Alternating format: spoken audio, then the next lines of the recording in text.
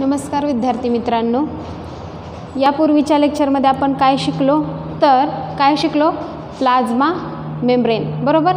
त्याआधीच्या लेक्चरमध्ये आपण काय शिकलो तर सेल वॉल शिकलो, प्लाझ्मा मेम्ब्रेन शिकलो आणि नंतर काय शिकलो तर सायटोप्लाझम बरोबर। सायटोप्लाझम कसा आहे, कसा दिसतो, त्याचे फंक्शन्स काय। ज्यांनी आधीचे व्हिडिओ बघितले नाहीत त्यांनी वंदना व्यवहारे या यूट्यूब चॅनलला जाऊन काय बघावे लागतील, तुम्हाला या आधीचे लेक्चर्स पाहावे लागतील। ज्यांनी पाहिले नाहीत त्यांना पुढचे टॉपिक व्यवस्थित समजणार नाहीत। तर आज आपण काय सुरू करणार आहोत, मी लेक्चर एंड करताना ज्यावेळेस सायटोप्लाझमचं फंक्शन सांगितलं त्यावेळेस लेक्चर एंड करताना तुम्हाला सांगितलं की आपण पुढच्या लेक्चरमध्ये काय शिकणार आहोत, मेम्ब्रेन बाउंड ऑर्गॅनिलीज। मेम्ब्रेन बाउंड ऑर्गॅनिलीज कोणामध्ये प्रेझेंट असतात, ऑल यूकॅरियोटिक सेल्समध्ये बरोबर। हे आपण शिकलोय। प्रोकॅरियोटिकमध्ये मग एंडोप्लाझ्मिक रेटिक्युलम ॲब्सेंट असणार आहे बरोबर। तर यूकॅरियोटिक सेलमध्ये एंडोप्लाझ्मिक रेटिक्युलम प्रेझेंट असणार आहे। मग एंडोप्लाझ्मिक रेटिक्युलम ही काय आहे, मेम्ब्रेननी तयार केलेली एक ऑर्गॅनिली आहे। मग ही कशी असते, हिचं स्ट्रक्चर काय, ह्याच्यात काय काय प्रेझेंट आहे, त्याचबरोबर ह्यांचं फंक्शन काय आहे हे आपण या लेक्चरमध्ये पाहणार आहोत। तर आपण सुरुवात करूया, एंडोप्लाझ्मिक रेटिक्युलम म्हणजे तरी काय। तर एंडोप्लाझ्मिक रेटिक्युलम म्हणजे काय, तर एंडो या शब्दाचा अर्थ काय रे, एंडो म्हणजे काय, मीन्स इनसाइड किंवा त्यालाच काय म्हणायचं, विदिन। आपण काय म्हणतो, इनसाइडलाच विदिन। प्लाझ्मिक मीन्स सायटोप्लाझम, काय सायटोप्लाझम। रेटिक्युलम शब्दाचा अर्थ काय, रेटिक्युलम मीन्स नेटवर्क। रेटिक्युलम शब्दाचा अर्थच काय आहे, नेटवर्क। म्हणजे काय तर एंडोप्लाझ्मिक रेटिक्युलम म्हणजे काय हे तुम्हाला समजलं असेल। एंडो म्हणजे इनसाइड, कोणाच्या, प्लाझ्मामध्ये, सायटोप्लाझममध्ये। म्हणजेच एक सायटोप्लाझममध्ये काय आहे, विदिन द सायटोप्लाझम एक नेटवर्क प्रेझेंट आहे, त्याला काय म्हणायचं, सायटोप्लाझ्मिक रेटिक्युलम। अजूनही समजलं नसेल तर आपण डायग्रामच्या मदतीने काय करूया, समजून घेऊया। काय बरं, तर ही आपली सेल आहे बरोबर आहे, ही आपली सेल आहे। सेलमध्ये हा आपला न्यूक्लियस आहे बरोबर, हा आपला न्यूक्लियस आहे।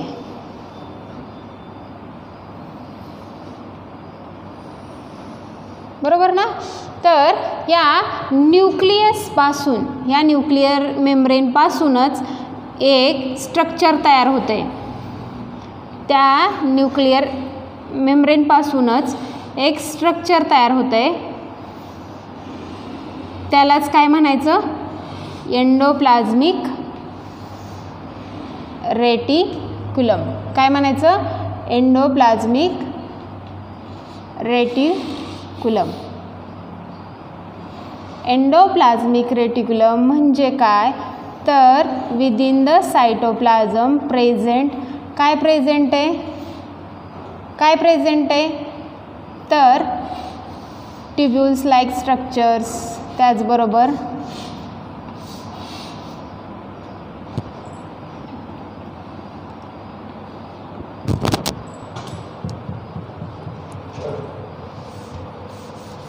तर न्यूक्लियर मेम्ब्रेन ह्या सेलमध्ये आपल्या काय आहे, हे सायटोप्लाझम, हा आपला न्यूक्लियस, हा काय आहे आपला न्यूक्लियस।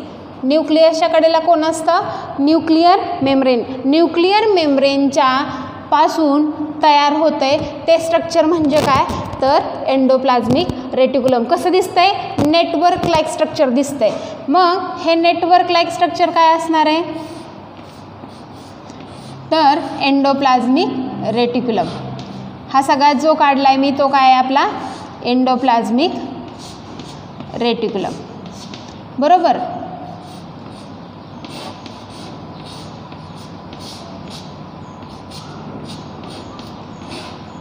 हे पुढचं स्ट्रक्चर काढलं ते मी कसं काढलं, ब्रांच्ड काढलं। आणि साईडला काढलेत स्पेरिकल स्ट्रक्चर्स. हा सगळा काय आहे आपला एंडोप्लाझ्मिक रेटिक्युलम आहे. मग यावरून समजलं असेल तुम्हाला की एंडोप्लाझ्मिकमध्ये पण काहीतरी घटक आहेत. पण पहिल्यांदा आपण एंडोप्लाझ्मिक रेटिक्युलम समजून घेऊया.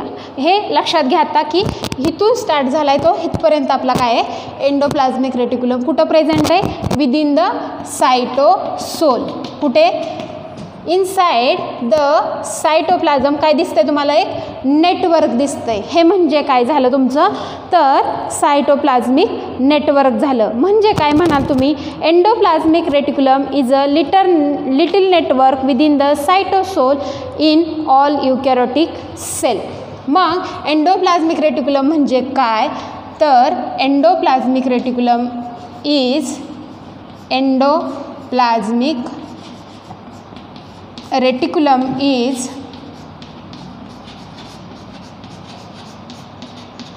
एंडोप्लाझ्मिक रेटिक्युलमलाच ER पण म्हणायचं. म्हणजे तुमच्या काय होईल शॉर्ट फॉर्म परत लिहिला तरी लक्षात येईल. एंडोप्लाझ्मिक रेटिक्युलमला काय म्हणायचं ER. Endoplasmic reticulum is little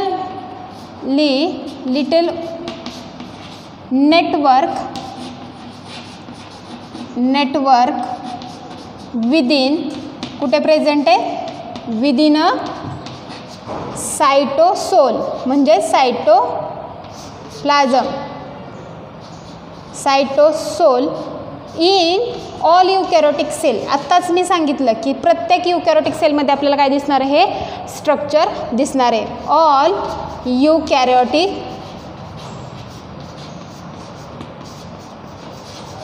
sale accept 2 exceptional केस आहेत. कुठे तर एंडोप्लाझ्मिक रेटिक्युलम ह्या मेम्ब्रेन बाउंड आहेत. मेम्ब्रेन बाउंड बघ दिसतंय तुम्हाला की मेम्ब्रेननी बनले. मेम्ब्रेन आहे त्याच्याकडे म्हणून त्याला आपण ऑर्गॅनिली म्हणतोय. तर अशा मेम्ब्रेन बाउंड ऑर्गॅनिली ऑल युकॅरियोटिक सेलमध्ये प्रेझेंट असतात. हे आपण ह्या आधी शिकलोय. मग एंडोप्लाझ्मिक रेटिक्युलम हा ऑल युकॅरियोटिक सेलमध्ये प्रेझेंट असणार आहे. पण 2 एक्सेप्शनल केस आहेत की ज्याच्यामध्ये काय नसतो एंडोप्लाझ्मिक रेटिक्युलम अब्सेंट असतो किंवा त्यांच्यात तो प्रेझेंट नसतो. त्या 2 एक्सेप्शनल केस कोणत्या तर एक्सेप्ट ओव्हा म्हणजे ओहम. फिमेल बॉडीमध्ये ओव्हरीमध्ये जो प्रेझेंट असतो तो ओव्हामध्ये आणि अँड मॅमॅलियन म्हणजे आपण मॅच्युअर RBC. मॅमॅलियन म्हणजे आपल्या मॅमल्स कोण असतात तर तुम्ही शिकलाय क्लासिफिकेशनमध्ये. तर मॅमल्सच्या बॉडीमध्ये ज्या RBC असतात कुठल्या RBC मॅच्युअर झालेल्या पूर्ण डेव्हलप झालेल्या ज्या RBC रेड ब्लड सेल दिसतात त्या रेड ब्लड सेलमध्ये आणि ओव्हामध्ये म्हणजे ओव्हा कुठे प्रेझेंट असतो तर ओव्हरीमधून रिलीज झालेला ओव्हा म्हणजे अंड थोडक्यात फिमेलचं एक अंड. तर त्या ओव्हामध्ये आणि मॅमॅलियन मॅच्युअर RBCमध्ये काय ॲब्सेंट असणार आहे तर ER ॲब्सेंट असणार आहे. म्हणजे काय एंडोप्लाझ्मिक रेटिक्युलम आर ॲब्सेंट म्हणून एक्सेप्ट केस म्हणले. ह्या दोन्हीही काय आहेत युकॅरियोटिक. ही पण युकॅरियोटिक सेल आहे आणि मॅमॅलियन मॅच्युअर RBC पण काय आहे युकॅरियोटिक सेल आहेत. पण आपण काय म्हणतो की ऑल युकॅरियोटिक सेलमध्ये काय असतात मेम्ब्रेन बाउंड ऑर्गॅनिलीज असतात. पण ही त्या आहेत का नाही आहेत. तर ह्या 2 एक्सेप्शनल केस आहेत म्हणून काय म्हणायचं तर endoplasmic reticulum is a little network within the cytosol in all eukaryotic. पण except ova and mammalian mature RBCs are exceptional case. Then पुढे आपण बघूया की काय आपण जर अजून इलेक्ट्रॉन मायक्रोस्कोपला हे स्ट्रक्चर पाहायला गेलो तर आपल्याला त्याच्यात 2 स्ट्रक्चर्स दिसतात. कोणते ट्युब्युल्स दिसतात त्याचबरोबर काय दिसतात तर सिस्टर्नी दिसतात आणि काय दिसतात आपल्याला व्हेसिकल्स दिसतात. मग under the electron microscope it appears like network of membranous tubules and sacs सारख्या स्ट्रक्चरला काय म्हटलं जातं तर सिस्टर्नी म्हटलं जातं. मग आपण बघूया कंपोनंट्स ऑफ ER. कंपोनंट बघूया काय काय सापडतात. Components components of ER, electron मायक्रोस्कोपच्या खाली आपण हे व्यवस्थित पाहायला गेलो तर आपल्याला त्याच्यात 3 कंपोनंट दिसतात, 3 वेगवेगळे स्ट्रक्चर दिसत आहेत. एक दिसत आहेत, काय दिसत आहेत, सॅक लाईक स्ट्रक्चर दिसत आहेत. हे काय आहेत, सॅक लाईक स्ट्रक्चर्स आहेत. बघ, ही एक सॅक आहे, ही एक. हे काय झाले, सॅक लाईक स्ट्रक्चर्स. त्यांना काय म्हणायचं, सिस्टर्नी म्हणायचं. काय म्हणायचं, त्यांना सिस्टर्नी असं म्हणायचं. सिस्टर्नी असं म्हणायचं किंवा सिस्टर्ना असं म्हटलं जातं. ह्या सॅक लाईक स्ट्रक्चर. मग ह्या कशा दिसत आहेत रे, तर देअर आर, कशा आहेत त्या, दीज आर लॉंग फ्लॅटेंड. कशा आहेत, दीज आर लॉंग. कशा दिसत आहेत, लॉंग आहेत. आडव्या बघताय तुम्ही, लॉंग फ्लॅटेन दिसत आहेत. कशा दिसत आहेत, फ्लॅटेन. अनब्रांचड दिसत आहेत. कशा दिसत आहेत, unbranched. Unbranched sac like structures. Sac like structures present in cytoplasm of sale.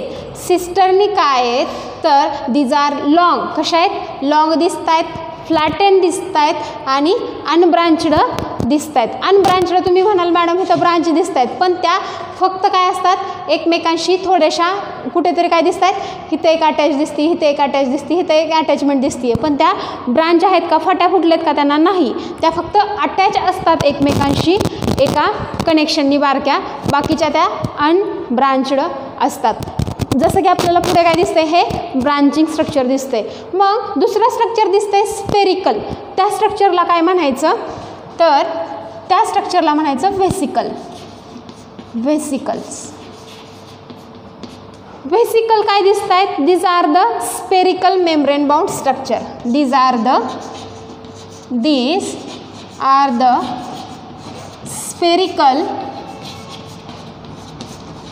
Spherical किंवा सर्क्युलर. कसे दिसत आहेत, spherical membrane bound structure. Membrane bound structure.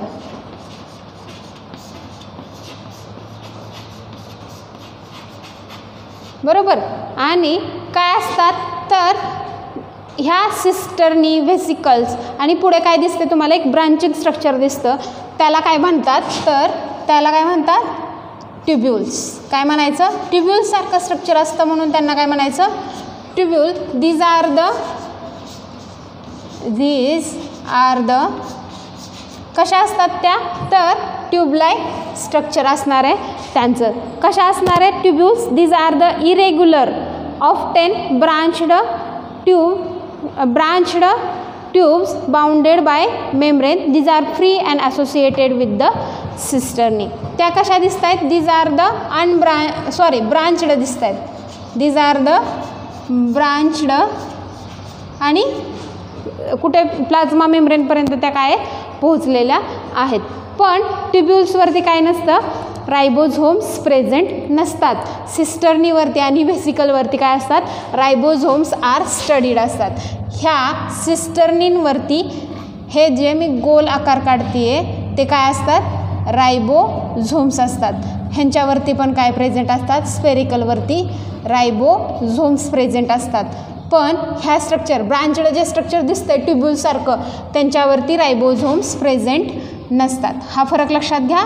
ज्यावेळेस मी स्मूथ आणि रफ ER शिकवेल त्यावेळेस तुम्हाला तो उपयोगी येईल. तर ह्याच्यावरती सगळीकडे काय असतात, रायबोझोम्स प्रेझेंट असतात. मग cisternae, these are the long flatten unbranched sac like structures. Vesicles काय असतात, तर vesicles these are the sphericals membrane bound structures and tubules, these are the branched structures present in the cytoplasm of the cell. म्हणजे endoplasmic reticulum काय आहे हे आपल्याला कळलं की एक नेटवर्क आहे. कुठं प्रेझेंट आहे, सायटोप्लाझममध्ये प्रेझेंट आहे. नंतर आपण बघितलं की एंडोप्लाझमिक हे नेटवर्क सगळ्या युकॅरियोटिक सेलमध्ये असतं, 2 एक्सेप्शनल केस सोडल्या तर, कुठल्या? ओव्हा आणि मॅमॅलियन मॅच्युअर RBCs. त्याचबरोबर आपण बघितलं एंडोप्लाझमिक रेटिक्युलम म्हणजे फक्त नेटवर्क नाही आहे, तर नेटवर्कमध्ये पण 3 प्रकारचे स्ट्रक्चर्स दिसत आहेत. त्यालाच आपण काय म्हणलं? Component of the ER. Component कुठले कुठले आहेत? तर सिस्टरनी एक स्ट्रक्चर आहे जे की कसं होतं? लॉंग आहे, अनब्रांचड आहे आणि त्याच्यावरती काय आहेत? रायबोझोम्स प्रेझेंट आहेत. व्हेसिकल्स काय आहेत? स्पेरिकली इन आहेत, पण कशाने? मेम्ब्रेननी बाउंड आहेत. हे लक्षात घ्या. सगळे स्ट्रक्चर कशाने बनलेले आहेत? मेम्ब्रेन त्यांच्याकडेने आहे. मेम्ब्रेन आपण शिकलोय, प्लाझ्मा मेम्ब्रेन जसा आहे तसाच हा पण मेम्ब्रेन प्रेझेंट आहे. कुठे? आतमध्ये सेलच्या.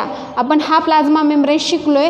ह्या प्लाझ्मा मेम्ब्रेनमध्ये जसे जसे घटक होते तसे तसे घटक इथं पण ह्या मेम्ब्रेनमध्ये पण असणार आहेत. मग ह्या मेम्ब्रेननीच बनलेल्या स्ट्रक्चर्स आहेत. व्हेसिकल काय आहेत? These are the spherical membrane bound structure. And tubules काय आहेत? It is the branched. And ribosome काय असणार आहे ह्याच्यावरती? Ribosomes are absent. Ribosomes are absent. मग हे जे नेटवर्क दिसतंय तुम्हाला एवढं कशामध्ये? सायटोप्लाझममध्ये. तर हे नेटवर्क सायटोप्लाझमला 2 पार्टमध्ये डिवाइड करतं. काय करतं हे नेटवर्क? हा एक सायटोप्लाझम आणि ह्याच्या आतमधला एक सायटोप्लाझम, म्हणजे ह्याच्या बाहेरचा सायटोप्लाझम एंडोप्लाझमिक रेटिक्युलमच्या बाहेरचा आणि एंडोप्लाझमिक रेटिक्युलमच्या आतला असा. मग तो स्पेरिकलमधला असेल किंवा तुमच्या सिस्टर्नीमधला असेल किंवा ट्युब्यूल्समधला असेल. तर त्या सायटोप्लाझमचं त्यांनी काय केले? हे नेटवर्क तयार झाल्यामुळे सायटोप्लाझम 2 पार्टमध्ये डिवाइड झालेला आहे. तर कुठल्या पार्टमध्ये? तर ER divides the cytoplasm into 2 parts, laminal cytoplasm and non-laminal cytoplasm. ER divides rough endoplasmic reticulum divides cytoplasm into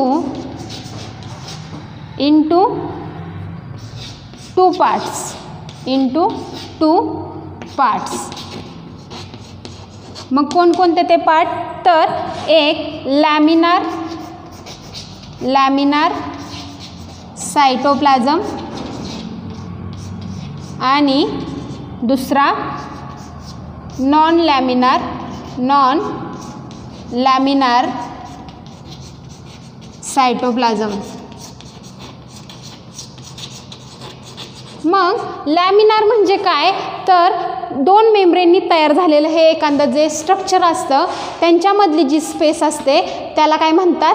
lamina असं म्हणतात. उदाहरणार्थ मी ही जी सिस्टरनी काढली आहे बरोबर, ह्या न्यूक्लिअर मेम्ब्रेनपासून तयार झालेली जी सिस्टरनी काढली आहे बरोबर, हे एक सिस्टरनीचं स्ट्रक्चर दाखवते. तर हे काय आहे? आतमधला स्पेस आहे. हा मेम्ब्रेन आहे, हा मेम्ब्रेन आहे. मेम्ब्रेननी कडेने तयार करून एक स्ट्रक्चर तयार केले. ह्या स्ट्रक्चरच्या मध्ये एक स्पेस आहे. ह्याला काय म्हणतात? लॅमिना म्हणतात. काय म्हणतात? लॅमिना.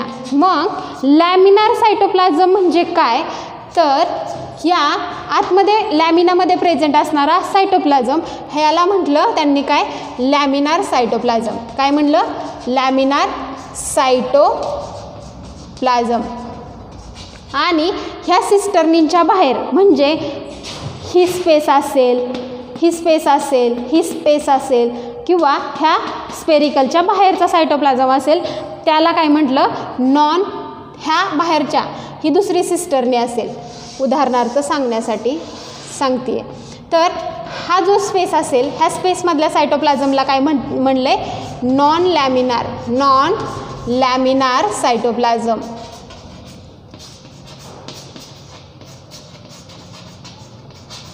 हे एक मोठं नेटवर्क प्रेझेंट आहे. कुठे? तुमच्या सायटोप्लाझममध्ये. त्यामुळे सायटोप्लाझममध्ये सगळ्यात जास्त सगळीकडे आपल्याला काय दिसतोय? एंडोप्लाझमिक रेटिक्युलम पसरलेला दिसतोय. मग त्यामुळे सायटोप्लाझमचं त्यांनी 2 भागात डिवाइड केले. एक सायटोप्लाझम त्यांच्या लॅमिनामध्ये प्रेझेंट आहे म्हणून त्याला लॅमिनार सायटोप्लाझम आणि एक त्याच्या बाहेर आहे म्हणून त्याला नॉन लॅमिनार सायटोप्लाझम असं म्हटले.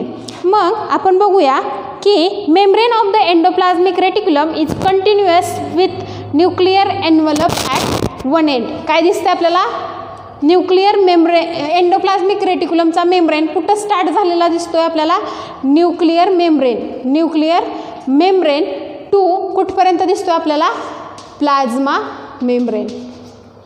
एंडोप्लाझ्मिक रेटिक्युलम तुमचा कुठून कुठपर्यंत दिसतोय, तर एंडोप्लाझ्मिक रेटिक्युलमचा membrane start from nuclear membrane to the plasma membrane. End कुठं झाला आहे, टिल द प्लाझ्मा मेम्ब्रेन. म्हणजे काय, तर एंडोप्लाझ्मिक रेटिक्युलम स्टार्ट कुठून झाला आहे, न्यूक्लिअर एन्व्हलपपासून, आणि तो कुठपर्यंत प्रेझेंट आहे, प्लाझ्मा मेम्ब्रेनपर्यंत. मग आपण बघूया पुढचा पॉईंट काय असेल, तर endoplasmic reticulum divides into 2 types.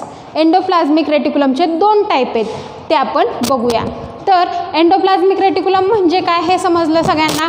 Endoplasmic reticulum म्हणजे एक नेटवर्क आहे, कशाचं, मेम्ब्रेनचं नेटवर्क आहे. कुठं प्रेझेंट आहे, सायटोप्लाझममध्ये, बरोबर, सेलच्या. मग endoplasmic reticulum network within the cytosol in all eukaryotic, सगळ्या युकॅरियोटिक सेलमध्ये except 2 cell, ova and mature mammalian RBCs. Component कुठले कुठले समजले का, एक असतात सिस्टर्नी, दुसरे असतात व्हेसिकल्स, आणि तिसरे असतात ट्युब्युल्स. त्याचबरोबर आपण बघितलं ER काय करतोय, डिवाइड करतोय, सायटोप्लाझमला डिवाइड करतोय.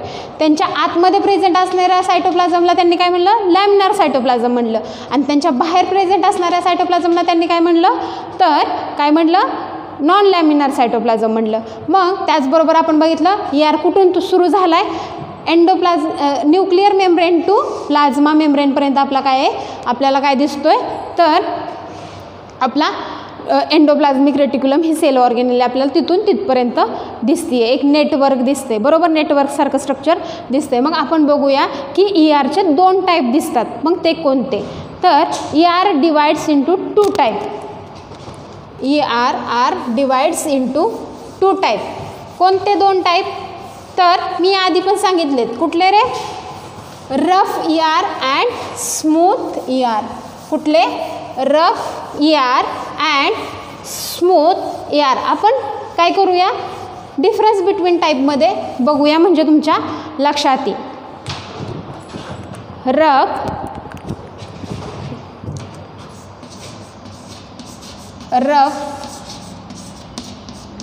ER and smooth ER.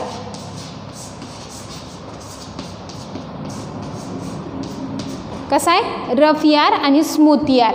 Rough ER कोणाला म्हटलं होतं, तर endoplasmic reticulum surface studied with, endoplasmic reticulum surface studied किंवा स्टडीड विथ राइबोझोम्स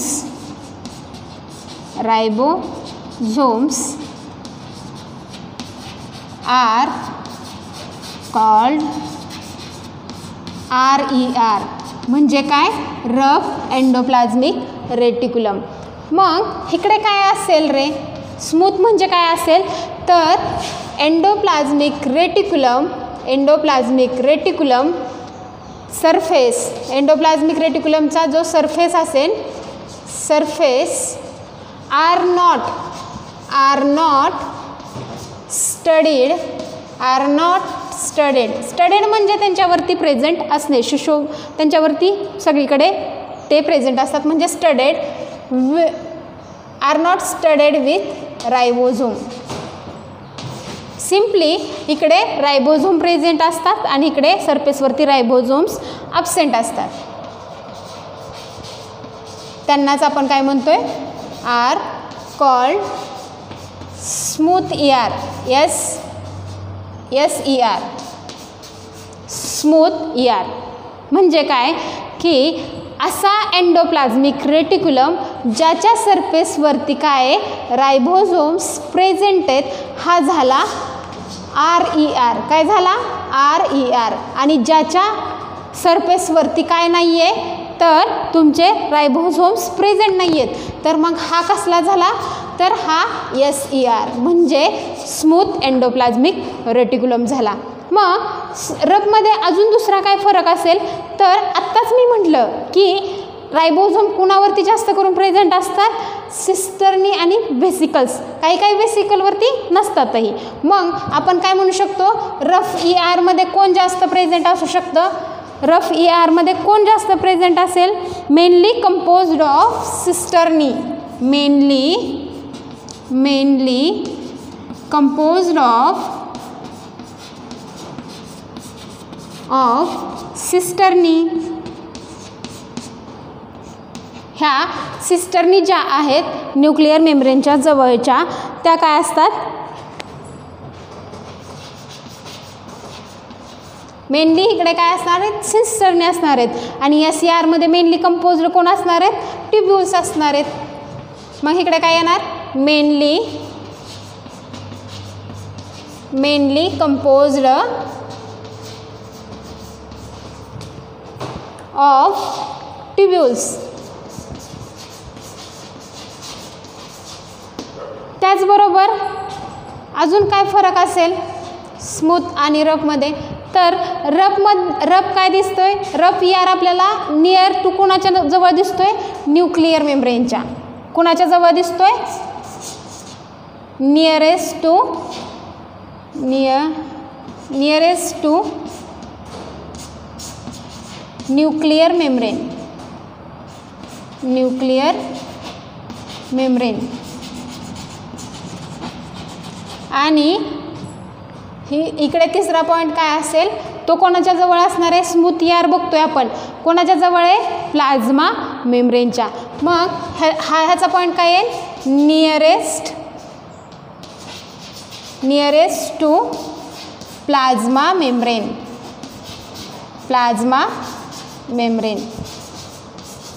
अजून काय फरक दिसेल आपल्याला, अजून काय फरक दिसेल रफ आणि स्मूथमध्ये, तर रफ आणि स्मूथमध्ये आपल्याला अजून एक फरक दिसेल. काय रे तो, तर अबंडंटली occur in the cell which are actively engaged with. अबंडंटली rough ER अशा सेलमध्ये आपल्याला जास्त सापडेल.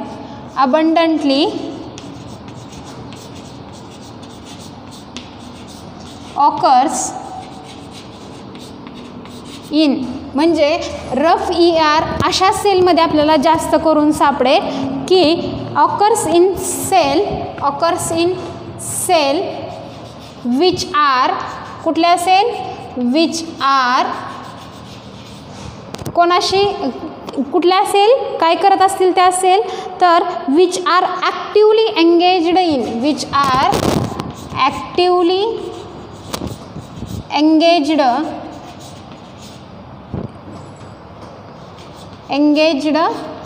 with protein synthesis, and transporting. म्हणजे अबंडंटली occur in sale, rough ER ह्या जास्त अशा सेलमध्ये सापडतील ज्या सेल काय करतात, विच आर ॲक्टिवली एंगेज्ड, पूर्ण त्या कशात एंगेज असतात, तर प्रोटीन सिंथेसिसमध्ये. म्हणजे काय, रफ ERचं एक फंक्शन आपल्याला एक समजलं की काय आहे, ते काय करतात, प्रोटीन सिंथेसिस करतात. फंक्शन आपण पुढच्या लेक्चरमध्ये डिटेलमध्ये शिकणार आहोत. ERचे आपण रफ ERचे असतील किंवा स्मूथ ERचे असतील किंवा एकत्रित दोन्हींचे काय आहेत ते इन डिटेलमध्ये आपण त्यावरती एक लेक्चर घेणार आहोत. तर आत्ता फक्त एक आपण काय बघूया की डिफरन्स बघतोय म्हणून सांगितलं मी. इकडे काय असन, अबंडंटली इकडे काय दिसेल तुम्हाला, तर abundantly occurs in cell concern with glycogen and lipid metabolism. अबंडंटली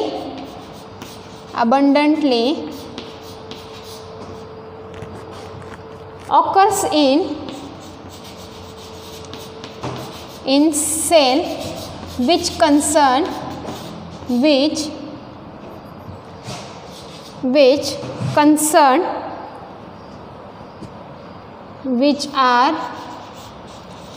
concerned with काय म्हटले, ग्लायकोजन अँड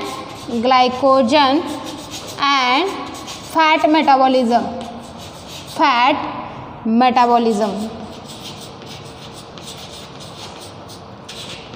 म्हणजे काय, तुमचा स्मूथ ER काय करणार आहे, लिपिडचं सिंथेसिस करणार आहे, त्याचं ट्रान्सपोर्ट करणार आहे किंवा त्याचं मेटाबॉलिझम करणार आहे, त्याचबरोबर ग्लायकोजन असेल. म्हणजे काय, तर रफ ER आणि स्मूथ ERचे फंक्शन हे काय असणार आहेत, वेगळे असणार आहेत. हे आपण बघणारच आहोत पुढच्या लेक्चरमध्ये की कॉमनली काय स्ट्रक्चर असणार आहे ERचं. पण रफ ER म्हणजे काय बघूया आणि स्मूथ ER म्हणजे काय. तर रफ ER म्हणजे काय आपण आत्ता सांगितलं. रफ ER म्हणजे त्यांच्यावरती काय असणार आहे, त्यांच्या सरफेसवरती, मेम्ब्रेनच्या सरफेसवरती काय असणार आहेत, रायबोझोम्स प्रेझेंट असणार आहेत. अशा रायबोझोम प्रेझेंट असणाऱ्या ERला काय म्हणायचं, रफ ER म्हणायचं. आणि ERच्या सरफेसवरती काय नसणार आहेत, रायबोझोम हे अब्सेंट असणार आहेत. त्या कंडिशनला आपण त्यांना काय म्हणणार आहे, स्मूथ ER म्हणणार आहे. रफ ERला ग्रॅन्युलर ER पण म्हटलं जातं. काय म्हटलं जातं, ग्रॅन्युलर. म्हणजे काय दिसत आहेत, ह्यांच्यावरती काय दिसत आहेत, एक ग्रॅन्युल म्हणजे काय दिसत आहेत आपल्याला, तर बारीक बारीक काहीतरी स्ट्रक्चर दिसते, त्याला आपण काय म्हणतो, ग्रॅन्युलर स्ट्रक्चर. म्हणून त्यांना आपण काय म्हणतोय, ग्रॅन्युलर ER. आणि इकडे काय म्हणतो, ग्रॅन्युलर ER असं म्हटलं जातं. मग ह्यांच्यामध्ये रायबोझोम प्रेझेंट असणार आहेत, यांच्यामध्ये रायबोझोम अब्सेंट असणार आहेत. मेनली कंपोज्ड काय असणार आहे, त्यांच्यात सिस्टर्नी असणार आहेत. आत्ताच बघितलं आपण, सिस्टर्नीवरती काय असतात, रायबोझोम प्रेझेंट असतात. ट्युब्युल्सवरती असतात का, नसतात. म्हणजे mainly composed of tubules. Nearest to the nucleus कोणाच्या जवळ आहे, न्यूक्लियसच्या. आणि हे ट्युब्युल्स कोणाच्या जवळ दिसतात आपल्याला, म्हणून nearest to the plasma membrane. त्याचबरोबर अबंडंटली ऑकर दिसणारे, सगळ्या अबंडंटली प्रेझेंट दिसणार आहेत अशा सेलमध्ये रफ ER जास्त दिसणार आहेत. कुठल्या सेलमध्ये, जी सेल काय करणार आहे, प्रोटीन सिंथेसिस करणार आहे.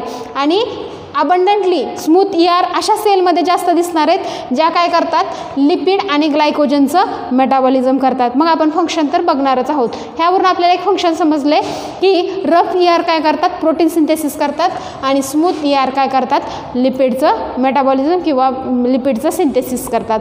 मग आपण पुढच्या लेक्चरमध्ये काय बघूया, फंक्शन ऑफ ER म्हणजेच काय, function of rough endoplasmic reticulum. तर रफ एंडोप्लाझ्मिक रेटिक्युलम समजण्यात कोणालाही काही प्रॉब्लेम नसेल. सगळ्यांनी व्यवस्थित पॉईंट नोट डाऊन करायचेत. कुठला काही प्रॉब्लेम असेल तर तो विचारा. तर आपण हे लेक्चर तुम्ही व्यवस्थित ऐकल्याबद्दल धन्यवाद. पुढच्या लेक्चरमध्ये आपण काय बघूया, एंडोप्लाझ्मिक रेटिक्युलमचं फंक्शन बघूयात.